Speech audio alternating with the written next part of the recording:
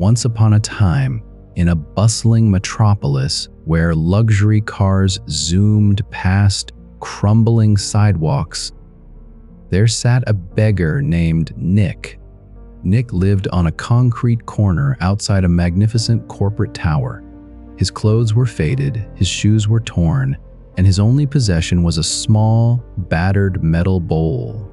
To the thousands of executives who rushed past him every morning, Nick was merely a part of the urban landscape, a symbol of failure, a man who had been thoroughly crushed by life.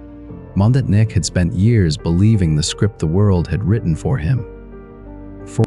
He believed he was worthless, destined to survive on the pity of strangers. But one rainy afternoon, an old man stopped before him.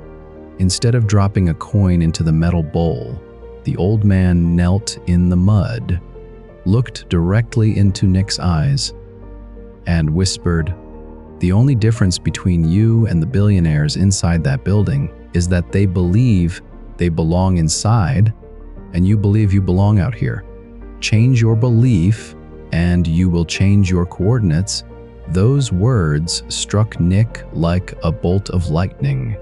For the first time in his life, he didn't look at his empty bowl, he looked at his hands. He realized that the greatest prison he occupied wasn't the street corner. It was his own mind. He decided, right then and there, to stop begging for survival and start believing in his own worth. The next morning, Nick didn't hold out his bowl. Instead, he used the few coins he had saved to buy a bucket, a rag, and some basic glass cleaner. He stood outside the corporate tower, not asking for charity, but offering a service. He began washing the windshields of the cars stuck in the morning traffic gridlock.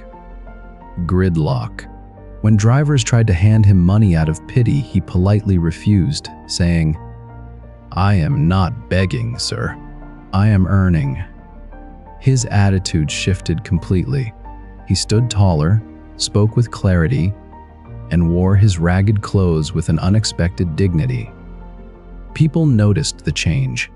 One executive, who had ignored Nick for years as a beggar, was so impressed by his fierce work ethic and newfound self-belief that he offered him an entry-level job in the building's mailroom. Nick seized the opportunity with both hands. He worked harder than anyone else, studied at night, and eventually rose through the corporate ranks. Years later, he stood in a high-floor office looking down at the very pavement where he once sat with a tin bowl, a living testament to the power of self-belief. The story of Nick teaches us that no one can make you feel inferior without your own consent. We often wait for the world to give us permission to be successful.